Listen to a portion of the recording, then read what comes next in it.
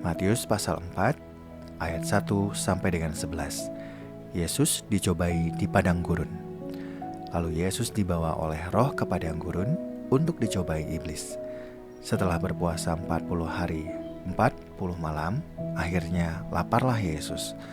Lalu datanglah si penggoda dan berkata kepadanya, "Karena engkau anak Allah, perintahkanlah supaya batu-batu ini menjadi roti." Tetapi Yesus menjawab, "Ada tertulis, manusia hidup bukan dari roti saja, tapi dari setiap firman yang keluar dari mulut Allah." Kemudian iblis membawanya ke kota suci dan menempatkan dia di puncak bait Allah. Lalu berkata kepadanya, "Jika engkau anak Allah, jatuhkanlah dirimu ke bawah, sebab ada tertulis, mengenai engkau ia akan memerintahkan malaikat-malaikatnya, dan mereka akan menerima engkau di atas tangannya, supaya kakimu jangan terantuk kepada batu." Yesus berkata kepadanya, "Ada pula tertulis, janganlah engkau mencobai Tuhan Allahmu." Setelah itu, iblis membawanya ke atas gunung yang sangat tinggi dan memperlihatkan kepadanya semua kerajaan dunia dengan kemegahannya, dan berkata kepadanya, "Semua itu akan kuberikan kepadamu jika engkau sujud menyembah aku." Lalu berkatalah Yesus kepadanya, "Enyahlah iblis, sebab ada tertulis, engkau harus menyembah Tuhan Allahmu, dan hanya kepada Dia sajalah engkau berbakti."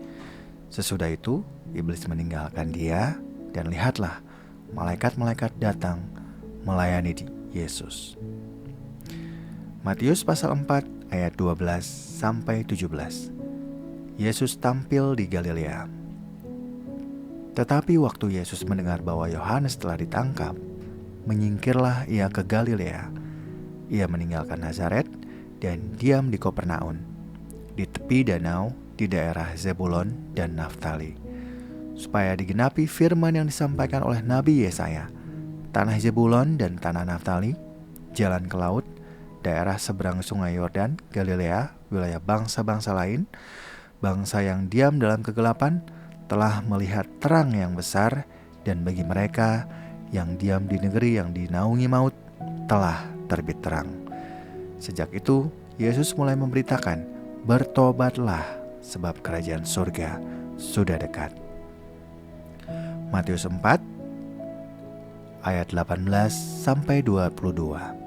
Yesus memanggil murid-murid yang pertama. Ketika Yesus sedang berjalan menyusur danau Galilea, ia melihat dua orang bersaudara, yaitu Simon yang disebut Petrus dan Andreas saudaranya. Mereka sedang menebarkan jala di danau, sebab mereka penjala ikan. Yesus berkata kepada mereka, "Mari, ikutlah aku, dan kamu akan kujadikan penjala manusia." Mereka pun segera meninggalkan jalannya dan mengikuti dia.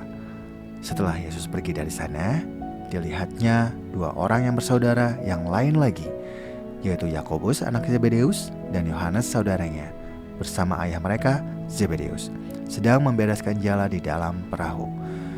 Yesus memanggil mereka, dan mereka segera meninggalkan perahu serta ayahnya, lalu mengikuti dia.